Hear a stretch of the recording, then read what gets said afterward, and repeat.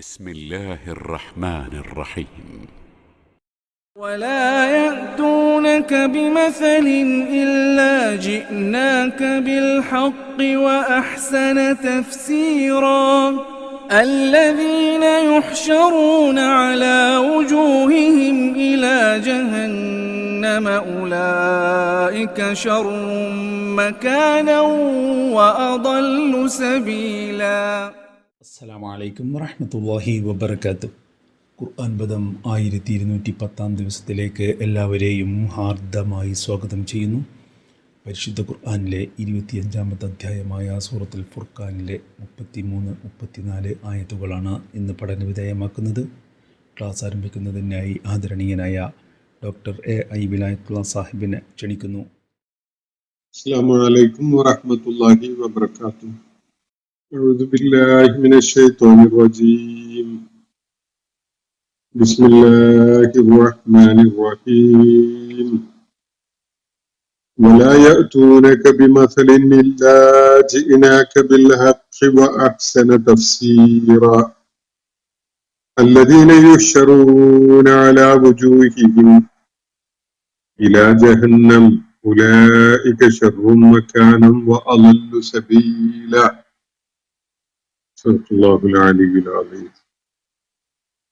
സൂറത്തുൽ ഫുർഖാനിലെ 33-34 ആയത്തുകളാണ് ഞാൻ നിങ്ങളെ കേൾപ്പിച്ചിട്ടുള്ളത്. മക്കയിലെ സത്യനിഷേധികൾ ഉന്നയിച്ചിരുന്ന ഒരു ചോദ്യം, അതിനുള്ള മറുപടിയാണ് ഇവിടെ നൽകപ്പെട്ടുകൊണ്ടിരിക്കുന്നത്. എന്തുകൊണ്ട് ലൗലാ നുസ്സില അലൈഹിൽ ഖുർആനു ജുംലത്തൻ വാഹിദ എന്നതായിരുന്നു ചോദ്യം. എന്തുകൊണ്ട് ഈ ഖുർആൻ അദ്ദേഹത്തിന് ഒറ്റ തവണയായി ഒന്നാകെയായി അവതരിപ്പിക്കപ്പെടുകയുണ്ടായില്ല എന്നതായിരുന്നു അവരുന്നയിച്ചിരുന്ന ചോദ്യം. ആ ചോദ്യം ഉന്നയിക്കുമ്പോൾ അവര് സ്വാഭാവികമായും ലക്ഷ്യമിട്ടിരുന്ന ഒരു കാര്യം, ഈ ഖുർആൻ എന്ന പേരിൽ ജനങ്ങളെ കേൾപ്പിച്ചുകൊണ്ടിരിക്കുന്ന സംഗതി ദൈവിക വെളിപ്പാടൊന്നുമല്ല, അത് ദിവ്യഗ്രന്ഥത്തിന്റെ ഭാഗമായിട്ട് അവതരിപ്പിക്കപ്പെടുന്ന സംഗതിയൊന്നുമല്ല, അദ്ദേഹം അവകാശപ്പെടുന്ന വിധത്തില് അങ്ങനെ ഒരു കാര്യമല്ല, മറിച്ച് അത് അദ്ദേഹത്തിന് അപ്പോഴേ തോന്നുന്ന കാര്യങ്ങൾ അദ്ദേഹം പറഞ്ഞുകൊണ്ടിരിക്കുകയാണ്. അതിന് ഒരു സമഗ്രതയോ ഒന്നുമായി ബന്ധപ്പെടുന്ന എന്തെങ്കിലും ഒരു കാര്യമോ അതിനെ കണക്ട് ചെയ്ത് കൂട്ടി നിർത്തുന്ന വല്ല ഫാക്ടറൊന്നുമില്ല. അങ്ങനെ സമഗ്രമായൊരു ഗ്രന്ഥത്തിന്റെ രൂപത്തിലല്ല താനും അത്. അപ്പോഴായിട്ട് അയാൾക്ക് തോന്നുന്ന കാര്യങ്ങളൊക്കെ അയാൾ പറഞ്ഞുകൊണ്ടിരിക്കുകയാണ്. അതല്ലാതെ ദൈവം അവതരിപ്പിക്കുകയാണെങ്കിൽ എന്തുകൊണ്ട് ഈ പറയുന്ന കാര്യങ്ങളൊക്കെ ചേർത്ത് ഇണക്കി ഒരു ഗ്രന്ഥരൂപത്തിൽ ഒന്നിച്ചങ്ങ് അത് അവതരിപ്പിക്കാമായിരുന്നില്ല എന്നതാണ് അവരുന്നയിച്ചിരുന്ന ചോദ്യം. ദൈവമാണ് അവതരിപ്പിക്കുന്നതെങ്കിൽ തീർച്ചയായിട്ടും അങ്ങനെ ചെയ്യാൻ സാധിക്കുമായിരുന്നല്ലോ. ഇത് പലപ്പോഴായി പല ഭാഗങ്ങളായി ഖണ്ഡശയായി ഒക്കെ അവതരിപ്പിക്കുന്നത്, ഇത് മുഹമ്മദ് നബി സല്ലല്ലാഹു അലൈഹി വസല്ലമിന് അപ്പോഴായിട്ട് മനസ്സിൽ തോന്നുന്ന കാര്യങ്ങൾ അങ്ങനെ പറയുന്നത് കൊണ്ടാണ്. യഥാർത്ഥത്തിൽ അത് യാതൊരുവിധ ദൈവികതയും ഇല്ലാത്ത, അയാളുടെ മനസ്സിൽ തോന്നിയ കാര്യങ്ങൾ അങ്ങനെ പറയുന്ന കാര്യം മാത്രമാണ് എന്നാണ് അവര് മനസ്സിൽ ഈ വാദം ഉന്നയിക്കുമ്പോ, ഈ ചോദ്യം ഉയർത്തുമ്പോ അതിന്റെ പ്രേരണയായിട്ട് അവർക്കുണ്ടായിരുന്നതെന്ന് കാണാൻ സാധിക്കും. അവരുടെ വാദമുഖങ്ങളുടെ ആ പശ്ചാത്തലവും സന്ദർഭവും ഒക്കെ വിലയിരുത്തുമ്പോൾ നമുക്ക് ചോദ്യം ഉന്നയിക്കുമ്പോ പലപ്പോഴും ആ ചോദ്യം മാത്രമല്ല, ആ ചോദ്യം ഉന്നയിക്കാൻ പ്രേരണയായിട്ടുള്ള ചില വാദങ്ങളും ചില നിലപാടുകളും ഒക്കെ ഉണ്ടാകും. അപ്പോ നിഷേധികളെ സംബന്ധിച്ചിടത്തോളം ഇങ്ങനെ ചോദ്യം ഉന്നയിക്കുന്ന ഘട്ടത്തിൽ ഉണ്ടായിരുന്ന അവരുടെ നിലപാടും അവരുടെ വീക്ഷണമൊക്കെ ഇതാണ് നമ്മൾ മനസ്സിലാക്കിയുണ്ടായത്. അതിനുള്ള ഉത്തരമാണ് അള്ളാഹു നമ്മൾ പിന്നിട്ട ആയത്തില് ഭാഗികമായിട്ട് നൽകപ്പെടുകയുണ്ടായത്. അപ്പൊ കദാലിക്ക എന്നാണ് പറയുന്നത്. അതങ്ങനെയാണ് സംഭവിക്കേണ്ടത്.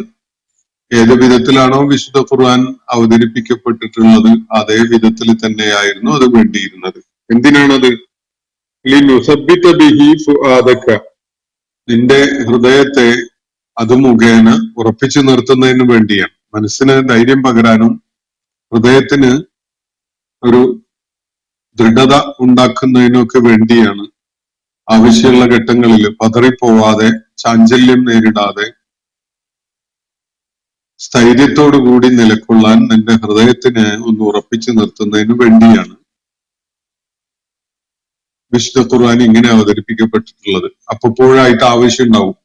ആ സന്ദർഭങ്ങളിൽ, അത്തരം സന്ദർഭങ്ങളിൽ സാന്ത്വനപ്പെടുത്തുന്ന വിധത്തിലുള്ള വാക്കുകൾ, ദൈവികമായ വെളിപ്പാടുകൾ ലഭിക്കുമ്പോഴാണ് നബി സല്ലല്ലാഹു അലൈഹി വസല്ലമക്ക് സ്ഥൈര്യപൂർവം നിലകൊള്ളാൻ സാധിക്കുക, മനസ്സിന്റെ ചാഞ്ചല്യവും പിടച്ചിലും ഒക്കെ ഒന്ന് നിയന്ത്രിക്കാനും സാധ്യമാവുക എന്നതാണ് ഇവിടെ സൂചിപ്പിക്കപ്പെടുന്ന ഒരു കാര്യം.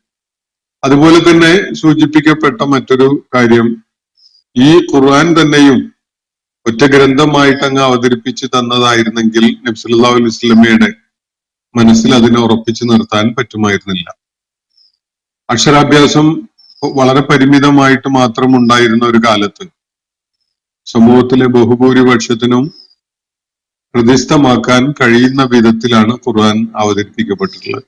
നബി സല്ലല്ലാഹു അലൈഹി വസല്ലമയുടെ മനസ്സിൽ അതിനെ ഉറപ്പിച്ചു നിർത്തുക എന്ന ഒരു പ്രക്രിയ അള്ളാഹു ചെയ്യുന്നു എന്ന പോലെ തന്നെ അദ്ദേഹത്തോടൊപ്പം രംഗത്ത് വന്നിട്ടുള്ള സത്യവിശ്വാസ മാർഗം അവലംബിച്ച ആളുകൾക്കൊക്കെയും തന്നെ അത് മനഃപ്പാഠം ആക്കാനും അവരുടെ ഹൃദയങ്ങളിൽ അതിനെ ഉറപ്പിച്ചു നിർത്താനും ഒക്കെ വേണ്ടിയാണ് ഈ വിധത്തില് ഓരോ ഭാഗങ്ങളായിട്ട് ഖണ്ഡമായി ഖണ്ഡശയായിട്ട് ഇത് അവതരിപ്പിക്കുകയുണ്ടായത് എന്നുകൂടി ഇവിടെ സൂചിപ്പിക്കപ്പെടുന്നുണ്ട്. അതുകൂടാതെ നമുക്ക് പല ന്യായങ്ങളും പല കാരണങ്ങളും വേറെയും കണ്ടെത്താൻ സാധിച്ചത് ഞാൻ ഇന്നലെ ചൂണ്ടിക്കാണിക്കുകയുണ്ടായിട്ടുണ്ട്. ഒരു സമൂഹത്തിന്റെ വളർച്ചയ്ക്ക് ആവശ്യമായ സംഗതികള് ക്രമേണയായിട്ട് നൽകപ്പെടുകയാണ്. അതൊന്നാകെയായിട്ടാണ് നൽകപ്പെട്ടിട്ടുണ്ടെങ്കിൽ അതിലൊന്നുപോലും അവര് സ്വീകരിക്കുകയോ ഉൾക്കൊള്ളുകയോ പ്രയോഗത്തിൽ കൊണ്ടുവരികയോ ചെയ്തോളണമെന്നില്ല. എന്നാൽ വളരെ മനഃശാസ്ത്രപരമായ ഒരു സമീപനം സ്വീകരിച്ചുകൊണ്ട് ഓരോന്നോരോന്നായിട്ട് അവരുടെ മനസ്സിലേക്ക് ഇത് കൺവേ ചെയ്യപ്പെടുമ്പോൾ ഒന്നിനു പുറകെ ഒന്നായി ദൈവിക നിർദ്ദേശങ്ങളൊക്കെയും തന്നെ പ്രയോഗത്തിൽ കൊണ്ടുവരുന്ന, അതിന്റെ പൂർണ്ണതയും തികവും ഒക്കെ ഉള്ള വിധത്തിൽ തന്നെ അത് പ്രയോഗത്തിൽ കൊണ്ടുവരുന്ന ഒരു സമൂഹമായിട്ട് അവർ മാറും.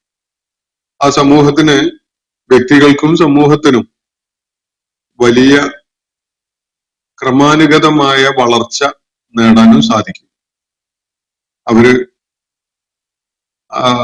വിശ്വാസപരമായി, അതുപോലെ സാംസ്കാരികമായി, അനുഷ്ഠാനപരമായി, നാഗരികമായി ഒക്കെ ക്രമേണ വളർന്ന് വന്ന് ഇസ്ലാം ലക്ഷ്യമിടുന്ന വിധത്തിലുള്ള ഒരു സമൂഹമായിട്ട്, വളരെ ഉത്കൃഷ്ടമായ ഒരു സമൂഹമായിട്ട്, ഖൈറു ഉമ്മത്തായിട്ട് അവര് പരിവർത്തിതരാകും. അതിനു വേണ്ടിയാണ് വിശുദ്ധ ഖുർആൻ ഈ വിധത്തിൽ അവതരിപ്പിക്കപ്പെട്ടിട്ടുള്ളത് എന്നതാണ് ഇവിടെ ചൂണ്ടിക്കാണിക്കപ്പെട്ട കാര്യം. റത്തൽനാഹു തർത്തീല എന്ന് പറഞ്ഞ ഭാഗം ഞാൻ ഇന്നലെ ഖുർആന്റെ ഈണത്തിലുള്ള വായനയായും പാരായണത്തിന്റെ മര്യാദകളും രീതികളും ശൈലിയും ഒക്കെ സ്വീകരിച്ചുകൊണ്ടുള്ള പാരായണത്തെ സൂചിപ്പിച്ചുകൊണ്ട് അത് വിശദീകരിക്കുകയുണ്ടായി. അതുകൂടാതെ തന്നെ ഇതിന്റെ അവതരണത്തിന്റെ തൻസീൽ പല ഘട്ടങ്ങളായി പല ഭാഗങ്ങൾ അവതരിപ്പിക്കപ്പെടുന്നു എന്ന ഖണ്ഡശയായിട്ട് അവതരിപ്പിക്കപ്പെട്ടിരിക്കുന്നു എന്ന അർത്ഥത്തിലും ആ പ്രയോഗത്തെ മനസ്സിലാക്കപ്പെടുന്നുണ്ട്. പുറത്തൽനാഹു തർത്തീല എന്നാല് പല ഭാഗങ്ങളും പല ഘട്ടങ്ങളിലായിട്ട് ഖണ്ഡശയായിട്ട് നാം അതിനെ അവതരിപ്പിച്ചിരിക്കുന്നു എന്നൊരർത്ഥവും ആ പ്രയോഗത്തിൽ അടങ്ങിയിട്ടുള്ളതായിട്ട് ചൂണ്ടിക്കാണിക്കപ്പെടുന്നുണ്ട്. അപ്പോ ഇതാണ് ഇന്നലെ നമ്മൾ വായിച്ച ഭാഗത്ത് അടങ്ങിയിട്ടുണ്ടായിരുന്ന കാര്യം. അതിന്റെ തുടർച്ചയായിട്ടാണ് അള്ളാഹു വേറെ ചില കാര്യങ്ങൾ കൂടി ചൂണ്ടിക്കാണിക്കുന്നത്. ഈ വിധത്തില്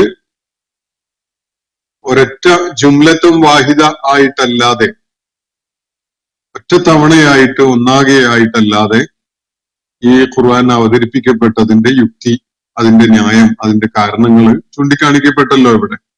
അത് കൂടാതെ ചിലത് പറയുന്നത് വലായഅ്തൂനക, ഇന്ന് വായിച്ച ആയത്താണ്. വലായഅ്തൂനക ബിമസലിൻ ഇല്ലാ ജിഇനാക ബിൽ ഹഖ്. ഈ ആളുകള് ഖുർആന്റെ ആയാത്തുകൾ അവതരിപ്പിക്കപ്പെടുമ്പോ അതിൽ പറയുന്ന കാര്യങ്ങളോട് പ്രതികരിച്ചുകൊണ്ട് അവര് പല മറുന്യായങ്ങളും കൊണ്ടുവരും. പലതും അവര് വിചിത്രമായ ഓരോ വാദങ്ങളും ന്യായങ്ങളും ഒക്കെ ആയിട്ട് അവർ അതിനോട് പ്രതികരിക്കും.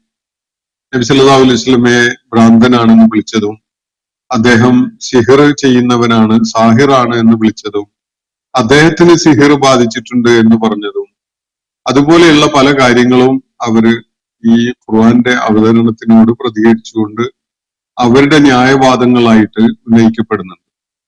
അപ്പൊ ഇങ്ങനെയുള്ള മറുവാദങ്ങൾ കൊണ്ടുവരപ്പെടുമ്പോൾ അതിനുള്ള കൃത്യമായ, ഏറ്റവും ഫലപ്രദമായ, ഏറ്റവും യോജിച്ച മറുപടി വിശുദ്ധ ഖുർആനിൽ നൽകപ്പെടുന്നു എന്നതാണ് അള്ളാഹുവിടെ ചൂണ്ടിക്കാണിക്കുന്ന മറ്റൊരു കാരണം.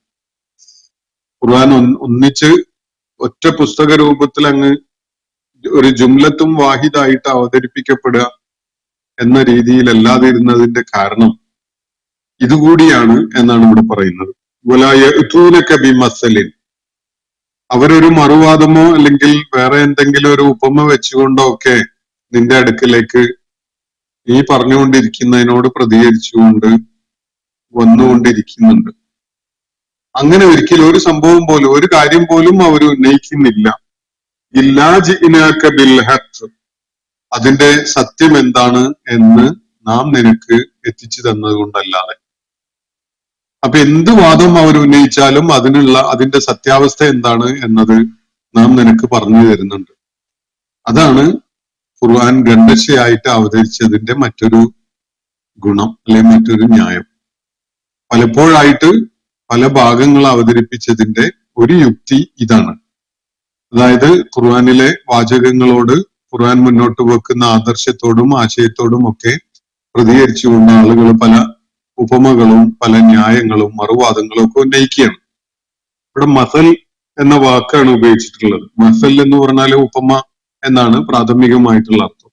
പക്ഷെ ഈ ഉപമകള് നബി സല്ലല്ലാഹു അലൈഹി വസല്ലമയുമായി ബന്ധപ്പെടുത്തിക്കൊണ്ടായാലും വിശുദ്ധ ഖുർആനോട് ബന്ധപ്പെടുത്തിക്കൊണ്ടായാലും, ഇനി അതല്ലെങ്കിൽ അള്ളാഹുവും അവന്റെ ദൂതനും ജനങ്ങളോട് പറഞ്ഞുകൊണ്ടിരിക്കുന്ന കാര്യങ്ങളുമായി ബന്ധപ്പെട്ടുകൊണ്ടുള്ളതായാലും, ഇവര് ചില ഉപമകളൊക്കെ പറയുന്നത് ഒരു മറുവാദം ഉന്നയിക്കാൻ വേണ്ടിയാണ്. ഒരു മറുവാദവും പറയാനില്ലാത്ത വിധത്തിൽ ഒരു ഉപമയും ഖുർആനിൽ അവര് പറഞ്ഞതായിട്ട് സൂചിപ്പിക്കപ്പെടുന്നില്ല. എപ്പോഴും തന്നെ അവർ ചില ഉപമകളുമായിട്ടൊക്കെ വന്നിട്ടുള്ളത് മറുവാദം ഉന്നയിക്കാൻ വേണ്ടിയാണ്. അപ്പൊ ഈ മറുവാദങ്ങളുമായിട്ട് അവർ വരുമ്പോ, അല്ലെങ്കിൽ മറുവാദങ്ങൾ അവതരിപ്പിക്കുന്ന വിധത്തിലുള്ള ഉപമകൾ അവര് കൊണ്ടുവരുമ്പോ അതിനൊക്കെയും തന്നെ ഇല്ലാ ജിഇനാക ബിൽ ഹഖ്, അതിന്റെ സത്യം വെളിപ്പെടുത്താൻ നാം അതിന് ഈ ഖുർആനിലൂടെ നിനക്ക് സത്യം വെളിപ്പെടുത്തി തരുന്നുണ്ട് എന്നാണ് ഖുർആൻ ഇവിടെ പറയുന്നത്. അപ്പോ എന്തൊക്കെ മറുവാദങ്ങളുമായിട്ട്, അല്ലെങ്കിൽ ആ മറുവാദങ്ങൾ ഉന്നയിക്കുന്ന ഉപമകളുമായിട്ട് അവര് താങ്കളുടെ അടുക്കലേക്ക് വരുന്നുണ്ടോ, അതിനൊക്കെയും തന്നെ നാം അതിന്റെ നിജസ്ഥിതി വെളിപ്പെടുത്തുന്ന മറുപടിയും ഈ ഖുർആനിലൂടെ നൽകുന്നുണ്ട്. അപ്പോ ഇല്ലാ ജിഇനാക ബിൽ ഹഖ്, അതുമായി ബന്ധപ്പെട്ടുകൊണ്ടുള്ള സത്യം നാം നിനക്ക് തന്നുകൊണ്ടല്ലാതെ, അത് നിനക്ക് അവതരിപ്പിച്ചു തരുന്ന വിധത്തിലല്ലാതെ ഇവരാരും ഒരു ഉപമയും ഒരു മറുവാദവുമായിട്ടും വരുന്നില്ല. അപ്പൊ ഏത് മറുവാദമോ ഉപമയോ ആയിട്ട് അവർ വരുന്നുണ്ടെങ്കിലും അതിന് സത്യാധിഷ്ഠിതമായിട്ടുള്ള മറുപടി നാം നിനക്ക് നൽകുകയും ചെയ്യുന്നുണ്ട്. അഹ്സന തഫ്സീറ, മാത്രമല്ല ഏറ്റവും ഉത്തമമായ വിശദീകരണവും നൽകപ്പെടുന്നുണ്ട്. വളരെ വിചിത്രമായ ഒരു പ്രയോഗം ഇവിടെ കാണാം. അഹ്സന തഫ്സീറ, ഈ തഫ്സീർ എന്ന് പറഞ്ഞ വ്യാഖ്യാനം എന്നാണ് അർത്ഥം. ഖുർആൻ വ്യാഖ്യാന കൃതികളൊക്കെ നമുക്ക് കേട്ടും പരിചയമൊക്കെ ഉള്ളതാണ്. അപ്പൊ തഫ്സീർ എന്ന വാക്ക് ഇവിടെ ഉപയോഗിക്കുന്നത് ഖുർആനെ തന്നെ പരാമർശിക്കാൻ വേണ്ടിയാണ്. ഖുർആനിൽ അള്ളാഹു പല കാര്യങ്ങൾക്കുമുള്ള തഫ്സീർ നൽകുന്നുണ്ട്, വ്യാഖ്യാനങ്ങൾ നൽകുന്നുണ്ട്. ഇതാണ് ഇവിടെ സൂചിപ്പിക്കുന്നത്.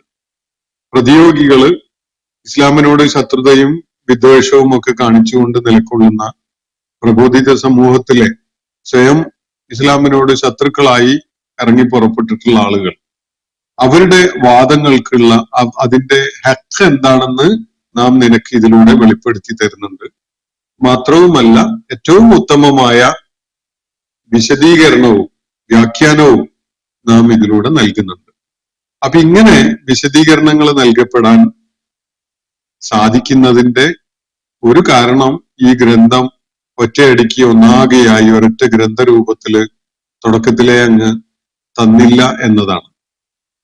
ഒന്നാകെയായിട്ട് തുടക്കത്തിലെ ഇതങ്ങ് തന്നിട്ടുണ്ടായിരുന്നെങ്കിൽ അതിൽ വാദങ്ങൾ ഉന്നയിക്കാനേ കഴിയുള്ളൂ. മറുവാദങ്ങൾ ഉണ്ടാകുമ്പോൾ അതിന്റെ ഹെക്ക് എന്താണ് എന്ന് വെളിപ്പെടുത്താൻ കഴിയില്ല. ഒരാൾക്കും അങ്ങനെ ഒരു രചനാ രീതി സാധ്യമല്ല. അത് അള്ളാഹുവിനും മനുഷ്യനു വേണ്ടിയാണല്ലോ ഇത് തരുന്നത്. മനുഷ്യന് നമ്മളൊരു കൂട്ടരുടെ മുന്നിൽ ഒരു വാദം അവതരിപ്പിച്ചിട്ട് അവര് അതിനോട് നടത്തുന്ന പ്രതികരണങ്ങൾ ഉണ്ടാകുമ്പോഴാണ് അതിനുള്ള മറുപടി നൽകാൻ കഴിയുക. വാദം അവതരിപ്പിക്കുകയും അതിനുള്ള പ്രതികരണത്തോടുള്ള പ്രതികരണമായി അല്ലെങ്കിൽ മറുപടിയായി ഉള്ള കാര്യങ്ങള് അതേ സംഗതിയോടൊപ്പം ഉൾപ്പെടുത്തുകയും ചെയ്യുക എന്നുള്ളത് സാധ്യമായ ഒരു കാര്യമല്ലല്ലോ.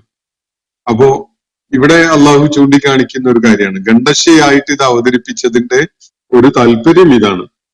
അവരിതിനോട് പ്രതികരിച്ചുകൊണ്ട് പല ഉപമകളും പല ആഖ്യാനങ്ങളും പല വാദങ്ങളും ഒക്കെ ആയിട്ട് വരും.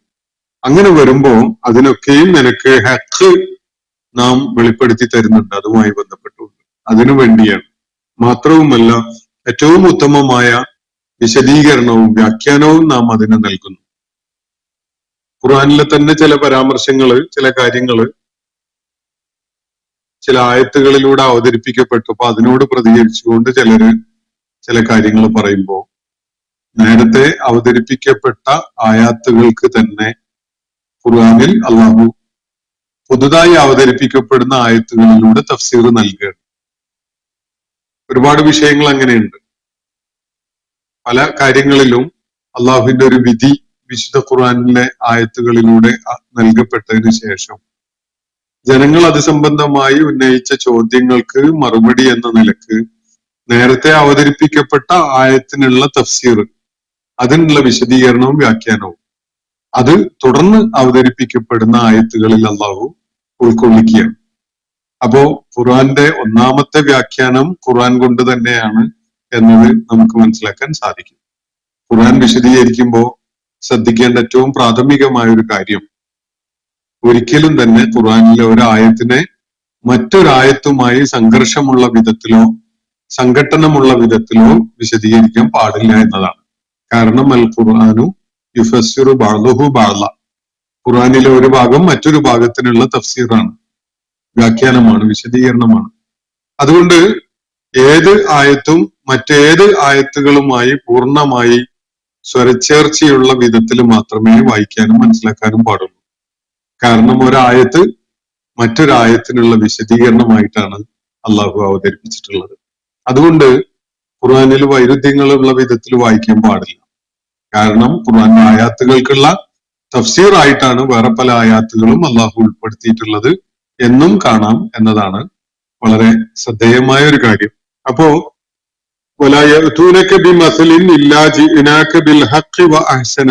അവരൊരു വാദവും ഉന്നയിക്കുന്നില്ല, ഒരു ഉപമയും നടത്തുന്നില്ല. അതിന്റെ നിജസ്ഥിതി എന്താണ്, സത്യം എന്താണ് എന്നത് നാം നിനക്ക് അവതരിപ്പിച്ച് തരുന്ന വിധത്തിലല്ലാതെ, തന്നുകൊണ്ടല്ലാതെ, അതുപോലെ തന്നെ ഏറ്റവും നല്ല വ്യാഖ്യാനം നൽകിക്കൊണ്ടുമല്ലാതെ. അപ്പൊ നേരത്തെ പറഞ്ഞ ഒരു കാര്യത്തില് അതിന്റെ വ്യാഖ്യാനം പിന്നീട് വരികയാണ്. ഉദാഹരണത്തിന് അഷ്ഹുറുൽ ഹുറും എന്നുള്ള ഒരു കാര്യം വന്നല്ലോ. നിഷിദ്ധമായ, യുദ്ധം നിഷിദ്ധമായ മാസങ്ങൾ, 4 മാസങ്ങളെ കുറിച്ച് നേരത്തെ ഉണ്ടായ പ്രഖ്യാപനം. 4 മാസങ്ങളില് യുദ്ധം പാടില്ല എന്നുള്ളതിന്റെ വിലക്കുള്ളതാണല്ലോ. അങ്ങനെയാണെങ്കിൽ ആ ഘട്ടങ്ങളില് നമ്മൾ ഇങ്ങോട്ട് ആക്രമിക്കപ്പെട്ടാൽ എന്ത് ചെയ്യും എന്ന സ്വാഭാവികമായ ഒരു ചോദ്യം ഉയരുന്നുണ്ട്. അതിനുള്ള വിശദീകരണം അള്ളാഹു പിന്നെ ഖുർആനിൽ തന്നെ വേറെ നൽകുന്നുണ്ട്. അപ്പോ ആദ്യം പറഞ്ഞതിന്റെ തഫ്സീർ ആയിട്ടാണ് രണ്ടാമത് പറയപ്പെട്ട കാര്യം വന്നിരിക്കുന്നത് എന്ന് നമുക്ക് മനസ്സിലാക്കാൻ സാധിക്കും. മദ്യപാനത്തെ കുറിച്ച്, അതുപോലെ പലിശയെ കുറിച്ച്, അതുപോലെ സമ്പത്ത് അനന്തരാവകാശം വിഹിതം വെക്കുന്നത് സംബന്ധമായി ഒക്കെ തന്നെ ഇങ്ങനെ ഉന്നയിക്കപ്പെട്ട ചോദ്യങ്ങൾക്കുള്ള കലാലത്തിനെ കുറിച്ചൊക്കെയുള്ള ഉന്നയിക്കപ്പെട്ട ചോദ്യങ്ങൾക്കോ മനസ്സിൽ ഉടലെടുത്ത സംശയങ്ങൾക്കോ ഉള്ള നിവാരണമായിട്ട് നേരത്തെ അവതരിപ്പിക്കപ്പെട്ട ആയത്തിനുള്ള വിശദീകരണമായിട്ട് പിന്നീടുള്ള ആയത്തുകൾ വരുന്നത് നമുക്ക് കാണാൻ കഴിയും. വസിയത്ത് സംബന്ധമായി ഒക്കെ ഇത് ഈ വിധത്തിൽ ഖുർആനിൽ അധിക വിശദീകരണം തുടർന്നുള്ള ആയത്തുകളിൽ ലഭിക്കുന്ന നമുക്ക് കാണാൻ കഴിയും. അതുകൊണ്ടാണ് ഉലൂമുൽ ഖുർആന്റെ പ്രഗത്ഭരായ പണ്ഡിതന്മാര് ചൂണ്ടിക്കാണിക്കുന്നത് വിശുദ്ധ ഖുർആന്റെ ഒന്നാമത്തെ വ്യാഖ്യാനം വിശുദ്ധ ഖുർആൻ കൊണ്ട് തന്നെ ആവണം എന്നത്. ഖുർആന്റെ ആദ്യത്തെ വ്യാഖ്യാനം ഖുർആൻ കൊണ്ട് തന്നെ ആവണം. ഖുർആനിലെ ബാക്കി ആയാത്തുകൾ വെച്ചുകൊണ്ടായിരിക്കണം ഒന്നാമത്തെ വിശദീകരണം നൽകേണ്ടത്. അതിനുശേഷമാണ് നബി സല്ലല്ലാഹു അലൈഹി വസല്ലമയുടെ ചര്യ, സുന്നത്ത്, ഹദീസ് ഒക്കെ അടിസ്ഥാനപ്പെടുത്തിക്കൊണ്ട് ഖുർആനിലുള്ള വിശദീകരണം നൽകപ്പെടേണ്ടത്. അങ്ങനെ 2-3 ഘട്ടങ്ങളായിട്ട് വ്യത്യസ്ത തലങ്ങളിലായിട്ട് ഖുർആന് വിശദീകരണം സാധ്യമാണ്. അതിന്റെ ആദ്യത്തത് ഖുർആൻ കൊണ്ട് തന്നെ വ്യാഖ്യാനിക്കുക എന്നുള്ളതാണ്.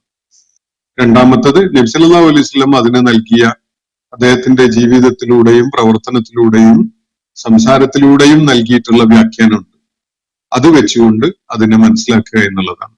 അപ്പോ ഇവിടെ അല്ലാഹു പറയുന്നത് വിശുദ്ധ ഖുർആൻ ഖണ്ഡശയായിട്ട് അവതരിപ്പിക്കപ്പെട്ടിരിക്കുന്നതിന്റെ ഒരു ന്യായം അതിനോട് പ്രതികരിച്ചുകൊണ്ട് ആളുകൾ ഉപമയും അതുപോലെ വാദഗതികളും ഒക്കെ ആയിട്ട് വരുമ്പോ അതിന് സത്യാധിഷ്ഠിതമായിട്ട് നാം നിനക്ക് അത് പറഞ്ഞു തരുന്നു. മാത്രവുമല്ല അതിന് ഏറ്റവും ഉത്തമമായ വ്യാഖ്യാനവും അതിൽ നൽകപ്പെടുന്നു എന്നതാണ്. ഇനി അല്ലദീന യഹ്ശറൂന അലാ വുജൂഹിഹിം, അപ്പൊ ഇതിനെ പൂർണ്ണമായിട്ട് തള്ളിക്കളയുകയും മനുഷ്യന് മരണശേഷം ഒരു പുനരുത്ഥാനമുണ്ട് എന്ന കാര്യത്തെ നിഷേധിക്കുകയും ഒരു അന്ത്യസമയം വരാനിരിക്കുന്നു, പാരത്രിക ജീവിതമുണ്ട്, അള്ളാഹുവിന്റെ മുന്നിൽ നമ്മൾ വിചാരണക്കായിട്ട് ഹാജരാക്കപ്പെടും തുടങ്ങിയിട്ടുള്ള കാര്യങ്ങളെ ഉൾക്കൊള്ളാൻ കൂട്ടാക്കാതിരിക്കുന്ന നിഷേധികൾ, അവര് അല്ലദീന യഹ്ശറൂന അലാ വുജൂഹിഹിം ഇലാ ജഹന്നം, നരകത്തിലേക്ക് മുഖം കുത്തിയവരായിട്ടാണ് അവർ ഒരുമിച്ച് കൂട്ടപ്പെടുക. അങ്ങനെ നരകത്തില് മുഖം കുത്തിയവരായി നരകത്തിലേക്ക് ഒരുമിച്ച് കൂട്ടപ്പെടുന്ന ആളുകൾ മുഖം കുത്തി വീണ വിധത്തിൽ അങ്ങനെ അപ്രൈറ്റായിട്ട് നടന്നു വരുന്നവരായിട്ടല്ല. ഇതവരുടെ മാനസികമായ തകർച്ചയെയും നിർബന്ധിതമായിട്ട് അള്ളാഹുവിന് പൂർണ്ണമായിട്ട് കീഴ്പ്പെടുന്നതിന്റെയും ഒരു പ്രതീകാത്മകമായ ഒരു വിവരണമായിട്ട് കൂടി നമുക്കതിനെ കാണാം. അള്ളാഹുവിന് സുജൂദ് ചെയ്യാൻ വേണ്ടി നിർദ്ദേശിക്കപ്പെട്ടപ്പോ അതിന് കൂട്ടാക്കാതിരുന്നവരാണ് അവര്. അള്ളാഹുവിന്റെ നിർദ്ദേശങ്ങൾ പാലിക്കാൻ സന്നദ്ധരാവാതിരുന്നവരാണ് അവര്. ഭൂമിയിൽ ജീവിച്ചിരുന്ന കാലത്ത് കാല് കീഴയും തല മേലെയുമായിട്ട് അപ്രൈറ്റായിട്ട് നടന്നിരുന്ന ആളുകളാണ്. ആ ഘട്ടത്തിൽ പടച്ച തമ്പുരാന് വിധേയത്വം കാണിക്കാൻ വേണ്ടി കുനിയാനും അവന്റെ മുന്നിൽ സാഷ്ടാംഗം ചെയ്യാനും കൽപ്പിക്കപ്പെട്ടപ്പോ അതിന് കൂട്ടാക്കാതിരുന്നവരാണ്. എന്നാൽ മരണാനന്തരം അവർ നരകത്തിലേക്ക് വലിച്ചിഴക്കപ്പെടുന്നത് മുഖം കുത്തി വീണ അവസ്ഥയിലായിരിക്കും. ഇതാണ് ഖുർആൻ ചൂണ്ടിക്കാണിക്കുന്ന ഒരു കാര്യം. അള്ളാഹുവിന് വിധേയപ്പെടാനും സമർപ്പിക്കാനും കൂട്ടാക്കാതെ ഇരുന്ന ആളുകൾ അവര് പാരത്രിക ലോകത്ത് അള്ളാഹുവിനോട് യാതൊരു ധിക്കാരവും കാണിച്ചുകൊണ്ട് നിൽക്കാൻ അവർക്ക് സാധ്യമല്ല. അവര് ശിരസ് കുത്തി മുഖം കുത്തി വീണിട്ടുണ്ടാകും. അത് സ്വമേധയാ ഉള്ള ഏറ്റവും ആനന്ദകരവും ഏറ്റവും ആഹ്ലാദകരവുമായിട്ടുള്ള സാഷ്ടാംഗ നിർവഹണം എന്നുള്ള നിലക്കല്ല. അവര് പത്തിമടക്കി വീഴുന്ന ഒരു വീഴ്ചയാണത്. അതാണ് ഈ ശരീര ഒരു ഫിസിക്കൽ ആക്ഷനിലൂടെ അല്ലെങ്കിൽ ബോഡി ലാംഗ്വേജിലൂടെ കാണിക്കപ്പെടുന്ന കാര്യം. അപ്പൊ അല്ലദീന യഹ്ശറൂന, ഒരുമിച്ച് കൂട്ടപ്പെടുന്ന ആളുകൾ എങ്ങനെയാണ് അവർ ഒരുമിച്ച് കൂട്ടപ്പെടുന്നത്? അലാ വുജൂഹിഹിം, അവരുടെ പാദങ്ങളിൽ നിൽക്കുന്നവരായിട്ടല്ല, അവരുടെ മുഖം നിലത്ത് കുത്തിയവരായിക്കൊണ്ട്, മുഖം നിലത്ത് പതിയേണ്ടി വന്നവരായിക്കൊണ്ടാണ് ഒരുമിച്ച് കൂട്ടപ്പെടുന്നത്. എങ്ങോട്ടാണ് ഒരുമിച്ച് കൂട്ടപ്പെടുന്നത്? ഇലാ ജഹന്നം, നരകത്തിലേക്ക്. നരകത്തിലേക്ക് മുഖം നിലത്ത് കുത്തിയവരായി ഒരുമിച്ച് കൂട്ടപ്പെടുന്ന ആളുകൾ. എന്നിട്ട് അവരുടെ അവസ്ഥ എന്താണ് എന്നത് അല്ലാഹു വിവരിക്കുകയാണ്. ഉലൈക ശർറും മക്കാന, ഏറ്റവും മോശമായ നിലപാടുണ്ടായിരുന്നവരാണ് അവർ. മക്കാൻ എന്ന് പറഞ്ഞ സ്ഥാനം, ഇടം, പദവി എന്നൊക്കെ അർത്ഥമുണ്ട്. അതോടൊപ്പം തന്നെ ഒരാൾ ഒരു വിഷയത്തിൽ എടുക്കുന്ന നിലപാട് എന്ന ഒരർത്ഥമുണ്ട് അതിന്. മക്കാനക്, നിങ്ങളുടെ നിലപാട് എന്ന അർത്ഥത്തിൽ ആ പദം പ്രയോഗിക്കുന്നത് അറബി ഭാഷയിൽ സർവ്വസാധാരണമാണ്. അപ്പോ ഇവരേറ്റവും മോശമായ നിലപാട് സ്വീകരിച്ച കൂട്ടരാണിത്. ഉലൈക ശർറും മക്കാന, ഏറ്റവും മോശമായ നിലപാടും പൊസിഷനും സ്വീകരിച്ച ആളുകൾ. ഈ ആളുകൾ അളല്ലു സബീല, ഏറ്റവും മോശമായ വഴികള്, ഏറ്റവും പിഴച്ച വഴികള് പിന്തുടർന്നവരുമാണ്. നിലപാടും മോശമാണ്, പിന്തുടർന്ന വഴിയും ഏറ്റവും മോശമാണ്. അങ്ങനെയുള്ള ആളുകളാണ് അള്ളാഹുവിന്റെ വിചാരണയുടെ നാളിൽ മുഖം കുത്തി വീണവരായിക്കൊണ്ട് നരകത്തിലേക്ക് ഒരുമിച്ച് കൂട്ടപ്പെടാൻ പോകുന്നത്. രണ്ട് കാര്യങ്ങളാണ് അവർക്കെതിരിലുള്ള ഒരു ചാർജസ് ആയിട്ട് അള്ളാഹുവിനെ ചൂണ്ടിക്കാണിക്കുന്നത്. മുഖം കുത്തി വീണവരായിക്കൊണ്ട് നരകത്തിൽ ഒരുമിച്ച് കൂട്ടപ്പെടുന്നതിന് കാരണമായിട്ടുള്ളത്, ഒന്ന് അവര് ഷർറും മക്കാനാണ്, അവരുടെ നിലപാട്, അവരുടെ ആറ്റിറ്റ്യൂഡ്, അവർ സ്വീകരിച്ചിരുന്ന ഓരോ കാര്യത്തിലുമുള്ള അവരുടെ വീക്ഷണം, അത് ഏറ്റവും ദോഷകരമായ ദുഷ്ടത അടങ്ങിയതായിരുന്നു. ഏറ്റവും ദുഷ്ടത അടങ്ങിയിട്ടുള്ള മക്കാനാണ്, പൊസിഷനാണ്, നിലപാടാണ്, വീക്ഷണമാണ്, ആശയഗതിയാണ് അവരുടേതായിട്ടുള്ളത്. അളല്ലു സബീല, സ്വാഭാവികമായിട്ടും അവർ പിന്തുടർന്ന ജീവിതമാർഗമോ അത് ഏറ്റവും പിഴച്ചതുമായിരുന്നു. ഏറ്റവും മോശം ആദർശം, ഏറ്റവും പിഴച്ച മാർഗം, ഇതാണ് അവർ പിന്തുടർന്നിരുന്നത്. അങ്ങനെയുള്ള ആളുകളാണ് നരകത്തില് മുഖം കുത്തി വീണ വിധത്തിൽ ഒരുമിച്ച് കൂട്ടപ്പെടാനിരിക്കുന്നത് എന്നാണ് അള്ളാഹുവിടെ സൂചിപ്പിക്കുന്നത്. ഒരു കാര്യം മനുഷ്യ സമൂഹത്തിന്റെ മുന്നിൽ വളരെ തെളിമയോടുകൂടി അവതരിപ്പിക്കപ്പെട്ടിട്ട് അതിന് ശരിയായ വിധത്തില് ഒന്ന് കേൾക്കുകയും മനസ്സിലാക്കുകയും ചെയ്യാൻ ശ്രമിക്കുന്നതിന് പകരം കുതർക്കങ്ങളുമായിട്ട് വരികയും പല ഉപമകളും അതുപോലെ പല മെറ്റഫറുകളൊക്കെ ഉപയോഗിച്ചുകൊണ്ട് അതിനെ നേരിടാൻ ശ്രമിക്കുകയൊക്കെ ചെയ്യുന്ന ആളുകൾ. ഇതാണല്ലോ മക്കയിലെ ആളുകൾ ചെയ്തുകൊണ്ടിരുന്നത്, നിഷേധികൾ.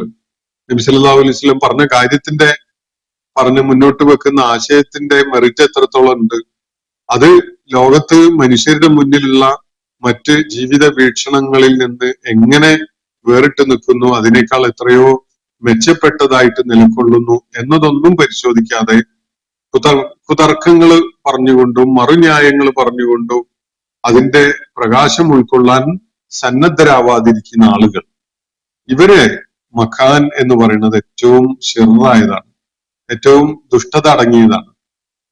അതിനെ തുടർന്ന് അവര് പിന്തുടർന്ന ജീവിത സരണി എന്ന് പറയുന്നത് അളല്ലു സബീൽ എന്ന് വിവരിക്കാവുന്ന വിധത്തിലുള്ളതാണ്. സബീൽ എന്ന് പറഞ്ഞ മാർഗം, അളൽ എന്ന് പറഞ്ഞ ഏറ്റവും പിഴച്ച മാർഗമാണ് പിന്നെ ആ മക്കാന് ഉയർത്തിപ്പിടിച്ചുകൊണ്ട് അവര് പിന്തുടരുന്നത്. അങ്ങനെയുള്ള ആളുകൾ അന്ത്യനാളിൽ നരകത്തിൽ ഒരുമിച്ച് കൂട്ടപ്പെടുന്നത് മുഖം കുത്തി വീണവരായിക്കൊണ്ടായിരിക്കും. ഈ കാര്യമാണ് അള്ളാഹുവിടെ വ്യക്തമാക്കുന്നത്. അപ്പൊ വിശുദ്ധ ഖുർആൻ അവതരിപ്പിക്കപ്പെട്ടതിനെ തുടർന്ന് അടിസ്ഥാനരഹിതമായ ആശയങ്ങളും ന്യായങ്ങളും വാദങ്ങളും ഒക്കെ ആയിട്ട് വന്ന ഈ ആളുകൾ യഥാർത്ഥത്തിൽ ഏറ്റുവാങ്ങാൻ പോകുന്ന പരിണിതി ഇന്ന് അവർ ചോദ്യം ഉന്നയിക്കുമ്പോഴൊക്കെ അവർക്ക് വലിയ മികവും മേന്മയും ഒക്കെ ഉള്ളതായിട്ട് സ്വയം തോന്നുന്നുണ്ടാവും. പക്ഷെ അവരുടെ സകല യുക്തികളും തകർന്നടിയുന്ന ഒരു നാളാണ് വരാനിരിക്കുന്നത്. അവര് മുഖം കുത്തി നരകത്തിൽ വീണ വിധത്തിലാണ് അങ്ങോട്ട് വലിച്ചിഴക്കപ്പെടാൻ പോകുന്നത് എന്നതാണ് അള്ളാഹുവിടെ ചൂണ്ടിക്കാണിക്കുന്ന കാര്യം. ഇന്നത്തെ സെഷൻ ഞാൻ അവിടെ അവസാനിപ്പിക്കുകയാണ്. ഉന്നയിക്കപ്പെട്ടിരുന്ന ഒരു ചോദ്യം ഞാൻ നിങ്ങളുടെ ശ്രദ്ധയിൽ കൊണ്ടുവരാം. ഇന്നലെ ഒരു ചോദ്യം ഉന്നയിച്ച ആള് SK തന്നെയാണ് ഇതും ഉന്നയിച്ചിട്ടുള്ളത്. അപ്പോ ഇവിടെ ഖുർആൻ ഇറക്കിയ കാലത്ത് ക്രമാനുഗതമായി ഇറക്കിയതിനെ സാധൂകരിക്കുന്ന വാദങ്ങൾ പറയുന്നത് ഇന്ന് അപ്ലിക്കബിൾ അല്ലല്ലോ എന്നാണ് അദ്ദേഹം പറയുന്നത്. ഖുർആൻ ഇറക്കിയ കാലത്തുള്ള സംഭവമാണ് ഇതിൽ ഖുർആൻ പറയുന്നത്. അത് ഇന്ന് ആപ്ലിക്കബിൾ ആക്കേണ്ടത് എങ്ങനെയാണ് എന്നത് എസ് കെ ആലോചിച്ചിട്ടുണ്ടോ? ഇത് ഓരോ തലമുറക്ക് വേണ്ടിയും ഓരോ വ്യക്തിക്ക് വേണ്ടിയും ഘട്ടം ഘട്ടമായി ഖണ്ഡശയായിട്ട് ഇങ്ങനെ അവതരിപ്പിക്കുകയാണോ വേണ്ടത്? അതിനുള്ള മെക്കാനിസം എന്താണ് നിങ്ങൾ മനസ്സിൽ കാണുന്നതെന്ന് പറഞ്ഞാട്ടെ. ചരിത്രത്തില് മനുഷ്യ സമൂഹത്തിന് വഴി കാണിക്കാനായിട്ട് അവസാനമായി വന്ന പ്രവാചകൻ, ആ പ്രവാചകന് അവതരിപ്പിക്കപ്പെട്ട വേദഗ്രന്ഥം ഘട്ടം ഘട്ടമായി ഖണ്ഡശയായിട്ട് അവതരിപ്പിച്ചിരിക്കുകയാണ്. അതിനുള്ള ന്യായങ്ങളാണ് ഇവിടെ പറയുന്നത്. ഇനി നിങ്ങൾ കരുതുന്നത് ഈ ന്യായങ്ങള് സ്വീകാര്യമാണെങ്കിൽ പിന്നീട് വന്ന എല്ലാ തലമുറയിലെ ആളുകൾക്കും എല്ലാ വ്യക്തികൾക്കും എല്ലാ സമൂഹങ്ങൾക്കും ഇത് ഖണ്ഡശയായിട്ട് അങ്ങനെ അവതരിപ്പിച്ചു കൊടുക്കുകയാണ് വേണ്ടത് എന്നാണോ? അങ്ങനെയാണെങ്കിൽ അതിന്റെ പ്രക്രിയ എന്താണ് നിങ്ങൾ മനസ്സിൽ കണ്ടതെന്ന് പറഞ്ഞാല് തിരക്കിടില്ലായിരുന്നു. എന്നെ സംബന്ധിച്ചിടത്തോളം അത് വളരെ സ്റ്റുപ്പിഡായ വളരെ ഫൂളിഷായ ഒരു ഒരു ഒരു നിരീക്ഷണമാണ്. കാരണം അതില് അത് സാധിക്കുന്ന ഒരു കാര്യമല്ല. ഒന്ന്. രണ്ടാമത്തത് അത് ആവശ്യമുണ്ടോ എന്നതും നമുക്ക് പരിശോധിക്കാവുന്നതാണ്. ഞാൻ അദ്ദേഹത്തിന്റെ ചോദ്യത്തിന്റെ ബാക്കി ഭാഗം കൂടി വായിക്കാം. ഇന്ന് ഖുർആൻ ഒറ്റയടിക്കല്ലേ ഒരു പുസ്തകമായി ജനങ്ങളുടെ മുന്നിലുള്ളത് എന്നതാണ് അദ്ദേഹം ചോദിക്കുന്നത്. തീർച്ചയായിട്ടും ഒരൊറ്റ പുസ്തകമായിട്ട് ഒറ്റ ഗ്രന്ഥരൂപത്തിൽ ഇന്ന് ഖുർആൻ ജനങ്ങളുടെ മുന്നിലുണ്ട്. കഴിഞ്ഞ ഒരു 1450 വർഷങ്ങളായിട്ട് അങ്ങനെ ജനങ്ങളുടെ കയ്യിൽ അത് നിലനിൽക്കുന്നുണ്ട്. അതുകൊണ്ട് എന്തെങ്കിലും മനസ്സിലാക്കാൻ പ്രശ്നമുള്ളതായി തോന്നിയോ? അപ്പോൾ ഒറ്റയടിക്ക് അവതരിപ്പിക്കാൻ കഴിയാത്തതിനുള്ള ഈ ന്യായീകരണങ്ങൾ യാതൊരു അടിസ്ഥാനവും ഉള്ളതല്ല എന്നല്ലേ മനസ്സിലാക്കേണ്ടത്. അപ്പൊ ഇതൊറ്റ അടിക്ക് ഒരു പുസ്തക രൂപത്തില് ജുംലത്തും വാഹിദായിട്ട് ഇങ്ങനെ ഇന്ന് നമ്മളുടെ മുന്നിലുള്ളത് കൊണ്ട് എന്തെങ്കിലും പ്രയാസം ഉണ്ടോ? അങ്ങനെ ഒരു പ്രയാസവും ഇല്ലെങ്കിൽ പിന്നെ അന്ന് അവതരിപ്പിച്ച കാലത്ത് ഒറ്റയടിക്ക് അങ്ങ് തരാൻ പറ്റാതിരുന്നതിന്റെ അതൊരു കഴിവുകേടും അത് സാധിക്കാതെ പോയതും സൂചിപ്പിക്കുന്ന കാര്യം എന്താണ്? അത് തന്നെ കാണിക്കുന്നത് അദ്ദേഹം ഒരുപക്ഷെ മനസ്സിൽ വിചാരിക്കുന്ന കാര്യം അത് തന്നെ കാണിക്കുന്നത് ഇത് അവതരിപ്പിച്ച ആളുടെ പരിമിതിയോ അല്ലെങ്കിൽ അവതരിപ്പിച്ചത് അള്ളാഹുവാണ് എന്ന് പറയുന്നത് അബദ്ധമാണ് എന്നോ ഒക്കെ ആയിരിക്കണം. ഇതാണ് ഇദ്ദേഹം ഉന്നയിക്കുന്ന കാര്യം. ഇനി നമുക്കിതിന്റെ ചോദ്യത്തിന്റെ രണ്ടാമത്തെ വശത്തിലേക്ക് നീങ്ങാം. അതെന്താണെന്ന് വെച്ചാല് ഇന്ന് ഖണ്ഡശയായിട്ട് ഇത് അവതരിപ്പിക്കപ്പെടേണ്ടതുണ്ടോ എന്നതാണ്. ഒരിക്കലും ഇത് ഖണ്ഡശയായിട്ട് അവതരിപ്പിക്കപ്പെട്ടതാണ്. ഇന്ന് ആ വിധത്തിൽ വേണ്ടതുണ്ടോ എന്നതാണ്. ജാഹിലിയ കാലഘട്ടത്തിലാണ് വിശുദ്ധ ഖുർആന്റെ അവതരണം ആരംഭിക്കുന്നത്. ലോകം ഇരുട്ടില് മുങ്ങിത്താണ ഒരു ഘട്ടത്തില് വെളിച്ചത്തിന്റെ ഒരു കീറെങ്കിലും എവിടെങ്കിലും ഉണ്ടോ എന്ന് അന്വേഷിച്ചുകൊണ്ട് സത്യാന്വേഷികൾ ലോകമെമ്പാടും പരതി നടന്നിരുന്ന ഒരു കാലം. ഒരു ആളെങ്കിലും മാതൃകായോഗ്യനായിട്ട് കാണാൻ പറ്റുമോ എന്ന് അന്വേഷിച്ചുകൊണ്ട് നടന്ന പല ആളുകളുടെയും കഥകള് ഞാൻ നിങ്ങളുടെ മുന്നിൽ പലപ്പോഴായിട്ട് അവതരിപ്പിച്ചിട്ടുണ്ട്. കൂട്ടത്തിൽ ഒരാളാണ് സൽമാനുൽ ഫാരിസി റളിയല്ലാഹു അൻഹു. മറ്റൊരാളാണ് നബി സല്ലല്ലാഹു അലൈഹി വസല്ലമയുടെ പ്രവാചകത്വം അംഗീകരിച്ച ആദ്യത്തെ ഒരു പണ്ഡിതനായിട്ടുണ്ടായിരുന്ന വറഖത്ത് ബിൻ നൗഫൽ പോലെയുള്ള ആളുകൾ. അതവിടെ ഇരിക്കട്ടെ. ഞാൻ പറയുന്നത് അത്രയും ഇരുളടഞ്ഞ ഒരു കാലഘട്ടത്തില് വിശുദ്ധ ഖുർആൻ ഖണ്ഡശയായിട്ട് അവതരിപ്പിച്ച് അള്ളാഹു ഒരു മാതൃകാ സമൂഹത്തെ രൂപപ്പെടുത്തിയെടുത്തു. ആ സമൂഹത്തിന് അള്ളാഹു വിളിച്ചത് ഖൈറു ഉമ്മ എന്നും ഉമ്മത്ത് വസത്ത് എന്നൊക്കെയാണ്. അതവിടെ ഇരിക്കട്ടെ. ഇനി ഇത് ഖണ്ഡശയായിട്ട് തന്നെയാണോ വേണ്ടത്? ഖുർആന്റെ ഒന്നാമത്തെ തവണയുള്ള അവതരണം കഴിഞ്ഞതിന് ശേഷം ലോകത്ത് ഒരുപാട് പ്രതിസന്ധികളിലൂടെ ഇസ്ലാമിക സമൂഹം കടന്നുപോയിട്ടുണ്ട്. ഒരുപാട് യുദ്ധങ്ങൾ, ഇന്ന് ഫലസ്തീൻ നേരിടുന്നത് പോലെയുള്ള സാഹചര്യങ്ങൾ ഒരുപാട് തവണ നേരിടേണ്ടി വന്നിട്ടുണ്ട്. ഇസ്ലാമിക രാഷ്ട്രത്തിന്, ഇസ്ലാമിക ഖിലാഫത്തിനെ പിഴുതെറിയുന്ന ചരിത്രപരമായ സംഭവങ്ങളൊക്കെ ഉണ്ടായിട്ടുണ്ട്. ഈ ഘട്ടങ്ങളൊക്കെ കടന്നുപോയിട്ടും അതിലൂടെയൊക്കെ ഉണ്ടായിട്ടും എല്ലാ കാലഘട്ടങ്ങളിലും വിശുദ്ധ ഖുർആന്റെ അവതരണത്തിന് ശേഷം ലോകത്തിന്റെ പല ഭാഗങ്ങളിലായിട്ട്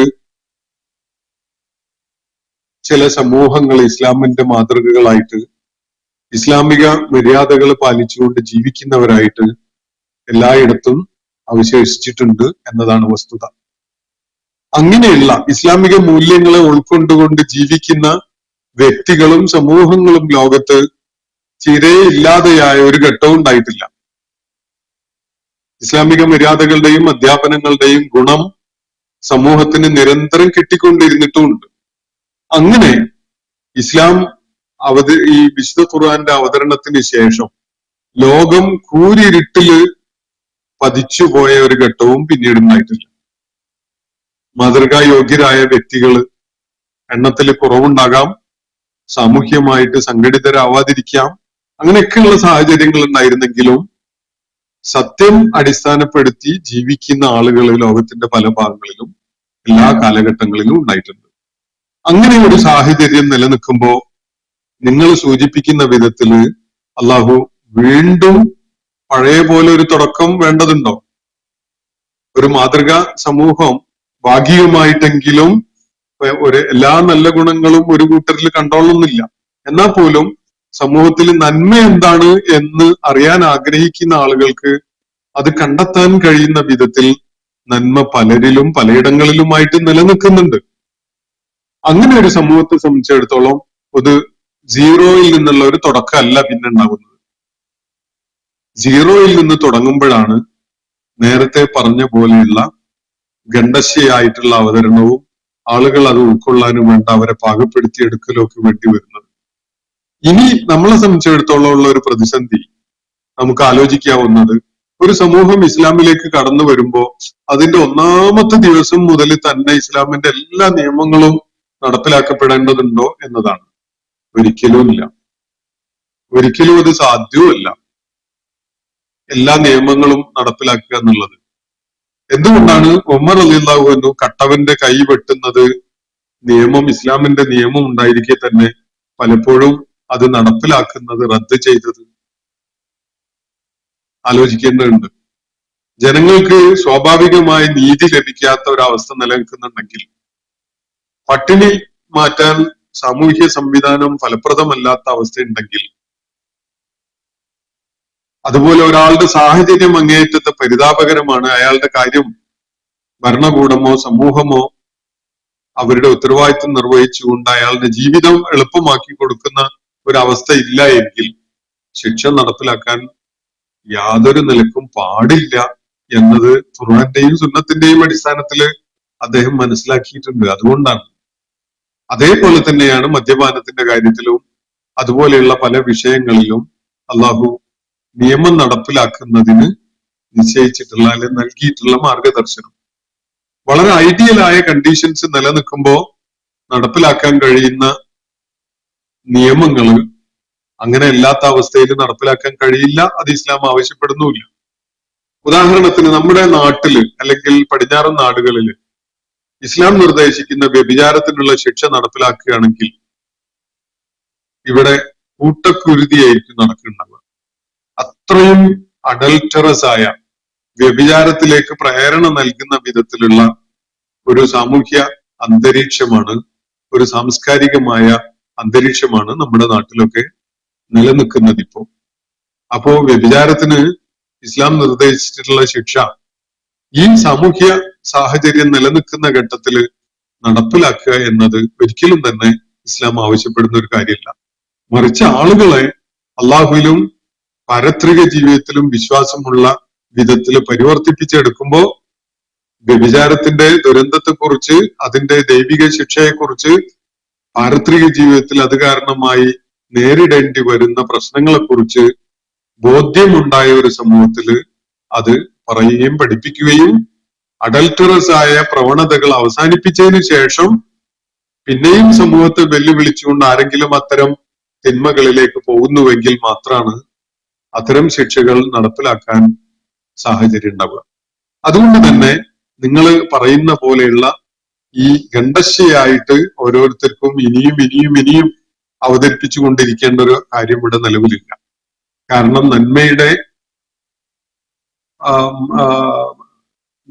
നന്മ മാനിഫെസ്റ്റ് ചെയ്യപ്പെടുന്നത് പലരിലും പല സമൂഹങ്ങളിലുമായിട്ട് ഇന്ന് പലയിടത്തായിട്ട് നിലവിലുണ്ട്. എല്ലാം ഒരിടത്ത് ഒരാളില് ഒരു സമൂഹത്തിലുണ്ട് എന്നല്ല ഞാൻ പറയുന്നത്, പക്ഷെ പലയിടത്തായിട്ടുണ്ട്. നന്മ എന്താണ്, ഹക്ക് എന്താണെന്ന് അറിയാൻ ഒരാൾക്ക് യാതൊരു പ്രയാസവും ഇല്ല, വേണമെങ്കിൽ സാധിക്കും. അങ്ങനെ ഒരവസ്ഥയിൽ ഇത് സീറോയിൽ നിന്ന് തുടങ്ങിയിട്ടല്ല ഇത് പുനരാവിഷ്കരിക്കേണ്ടത് എന്നത് മനസ്സിലാക്കുക. അതേ സമയത്ത് ഇസ്ലാം പഠിപ്പിക്കുന്ന കാര്യങ്ങൾ യാതൊരു മനഃശാസ്ത്രപരമായ കാര്യങ്ങളും മനസ്സിലാക്കാതെ ഉൾക്കൊള്ളാതെ ജനങ്ങളുടെ മാനസികാവസ്ഥ ഉൾക്കൊള്ളാതെ സാംസ്കാരികവും അതുപോലെ സദാചാരപരവുമായ അവസ്ഥകളെ മനസ്സിലാക്കാതെ അത് നിയമങ്ങൾ നടപ്പിലാക്കുക എന്നത് ഇസ്ലാം നിർദ്ദേശിക്കുന്ന ഒരു കാര്യമല്ല. നബി സല്ലല്ലാഹു അലൈഹി വസല്ലം അത് നടപ്പിലാക്കിയ ഒരു ഏറ്റവും ഉത്തമമായ മാതൃക നമ്മുടെ മുന്നിലുണ്ട്. അതിൽ നിന്ന് പാഠം ഉൾക്കൊണ്ടുകൊണ്ടാണ് ഇനി ഒരു അവസരത്തിൽ അത്തരം കാര്യങ്ങൾ നടപ്പിലാക്കേണ്ടി വരിക. അല്ലാതെ ഖുർആൻ വീണ്ടും വീണ്ടും ഇങ്ങനെ ഗണ്ടശിയായിട്ട് അവതരിപ്പിക്കേണ്ട ഒരു ആവശ്യവും നിലനിൽക്കുന്നില്ല എന്ന ഒരു വസ്തുത ഇതിൽ നിന്ന് നിങ്ങൾക്ക് മനസ്സിലാക്കാൻ സാധിക്കും എന്ന് സൂചിപ്പിച്ചുകൊണ്ട് ഞാൻ ഇന്നത്തെ സെഷൻ അവസാനിപ്പിക്കുകയാണ്. വാഖിറു ദഅ്വാന അനിൽ ഹംദുലില്ലാഹി റബ്ബിൽ ആലമീൻ. അസ്സലാമു അലൈക്കും വറഹ്മത്തുള്ളാഹി വബറകാതുഹു. ഇന്നത്തെ ഖുർആൻ പദം ഇവിടെ സമാപിക്കുന്നു. ഖുർആൻ പഠനത്തിൽ പങ്കെടുത്ത എല്ലാവർക്കും അള്ളാഹു അർഹമായ പ്രതിഫലം നൽകി അനുഗ്രഹിക്കട്ടെ. വആഖിറു ദഅ്വാന അനിൽ ഹംദുലില്ലാഹി റബ്ബിൽ ആലമീൻ. അസ്സലാമു അലൈക്കും വറഹ്മത്തുള്ളാഹി വബറകാതുഹു.